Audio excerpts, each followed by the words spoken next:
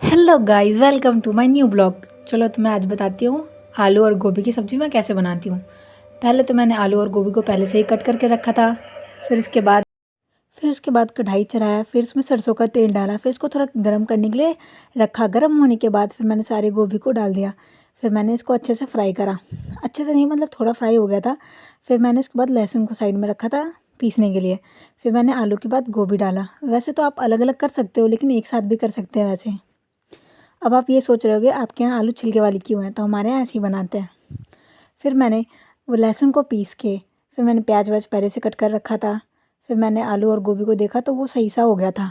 मतलब आप चाहो तो इससे ज़्यादा भी कर सकते हो, लेकिन ये ठीक था। फिर मैंने एक एक करके सारे गोभी और आलू को निकाला, फिर साइड करा। फिर उसके बाद वापस तेल डाला था।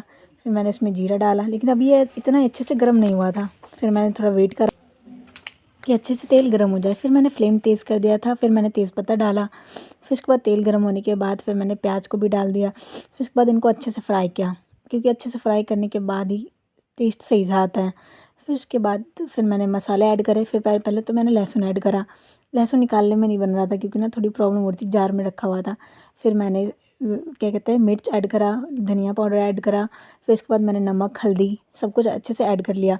वैसे आप अपने स्वाद अनुसार डाल सकते हो, सबका अपना अपना वो होता है।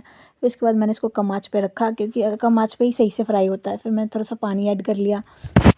जब तक मसाला रेडी हो रहा था, आप ये देखो मेरा भाई आटा लगा रहा है। वैसे तो काम नहीं करता, पता नहीं आज कैसे।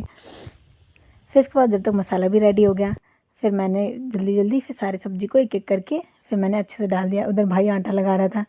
पता नहीं, वैसे तो उसको भूख लग रही थी, तो उसने शाम में भी रोटी बनाया था और आज मेरी हेल्प भी कर रहा है। तो कहता दीदी तू सब्ज़ी बना, मैं यहाँ पे आटा लगा देता हूँ। मैंने कहा ठीक है, फिर क्या ही दिक्कत है।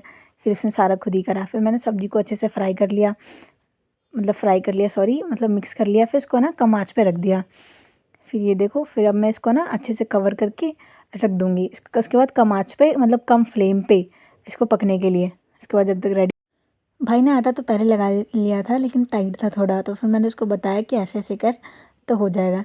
फिर वो उसने आटा सही से लगा लिया, मतलब सही लगाया था उसने आटा। फिर इसके बाद वो रोटी भी बेल रहा था, कहता दीदी मैं ही बेलूँगा। मैंने कहा ठीक है। फिर इसको वो खुद से रोटी बेल रहा था, मतलब फर्स्ट टाइम था, लेकिन फिर भी वो सही से बेल रहा था। फिर उसके बाद उसने तवे पे रोटी रखी। फिर हमने रोटी वोटी बनाई। फिर उसके हाथ देखो कैसे हो रहे हैं।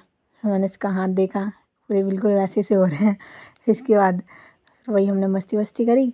फिर इसने रोटी बनाया, फिर ऐसी। फिर उसके बाद एक दो रोटी इसने बनाई, बाकी सारी रोटी मैंने बनाई। उसके बाद रोटी बनाने के बाद बस फिर यही था, रोटी तो हो गया था रेडी। फिर इसने बहुत हेल्प करी मेरी आज। फिर उसके बाद वही खाना भी रेडी हो गया था, रोटी बनाई ली थी साथ में, फिर सब्ज़ी भी रेडी।